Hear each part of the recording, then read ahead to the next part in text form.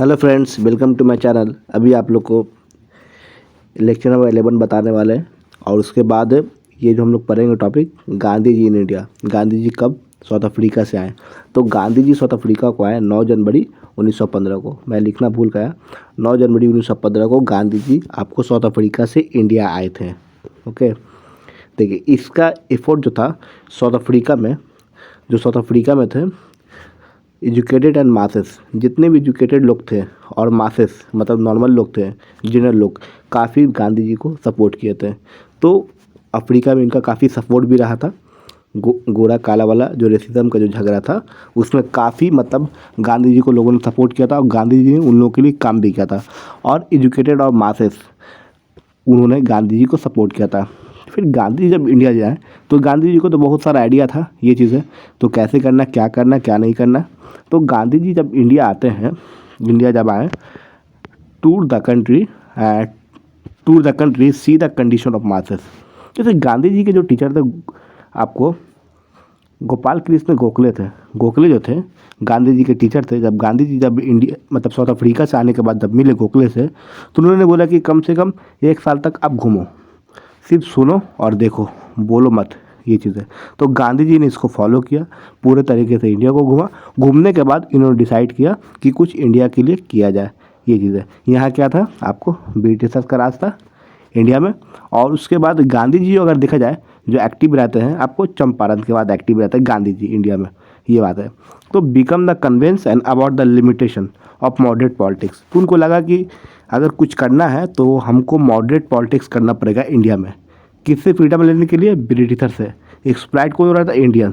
ये चीज़ें तो इसमें हम लोग देखेंगे not in the favour of home rule agitation. तो होम रूल मूवमेंट जो हुआ आपको एक होम रूल, एक होता आपको एनी बेसेंट के द्वारा, एक होता आपको बाल गंगाधर तिलक के द्वारा।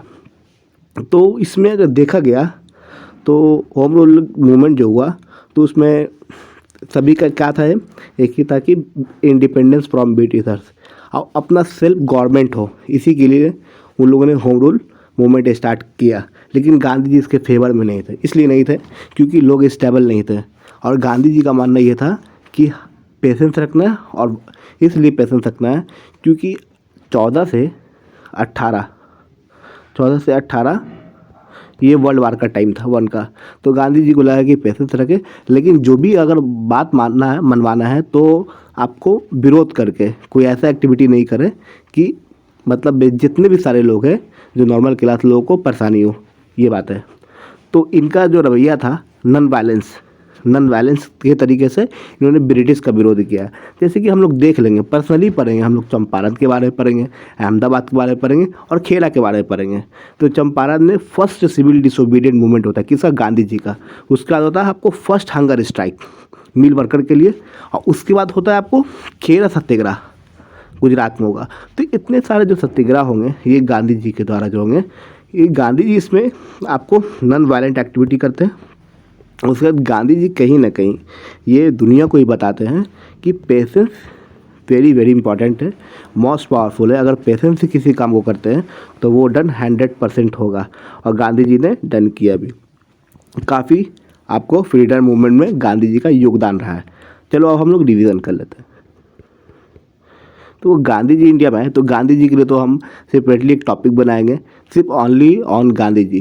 तो ये सिर्फ हम लोग गांधी जी इंडिया में आए इसी के बारे में देख रहे हैं। तो मैंने बताया कि गांधी जी इंडिया में कब आए? 9 जनवरी 1915 को आए। तो गांधी जी का जो साउथ अफ्रीका में एफर्ट रहा, काफ़ी फेमस भी रहे। तो एजुकेटेड और मासेस उन लोगों ने गांधी जी को सपोर्ट किया। और इंडिया में आए तो गांधी जी ने क्या किया? टूर किया, अच्छे तरीके से देखा।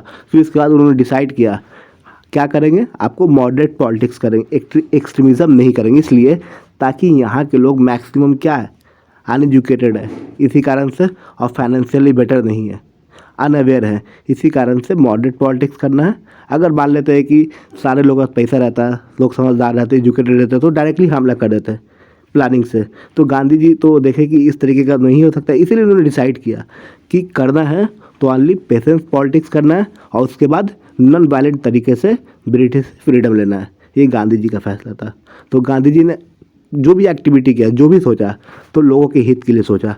तो देख सकते हैं आपको इनका जो मेन थिंग था नॉन वायलेंट, तीनों ने 3 सत्याग्रह किया, चंपारण, अहमदा और खेड़ा।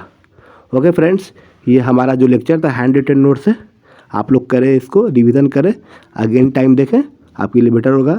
तो 12 लेक्चर आपको हम अगेन टाइम अपलोड करेंगे। ये हमारा हैंड रिटन नोट्स है friends. Keep watching, keep supporting. Okay, bye bye.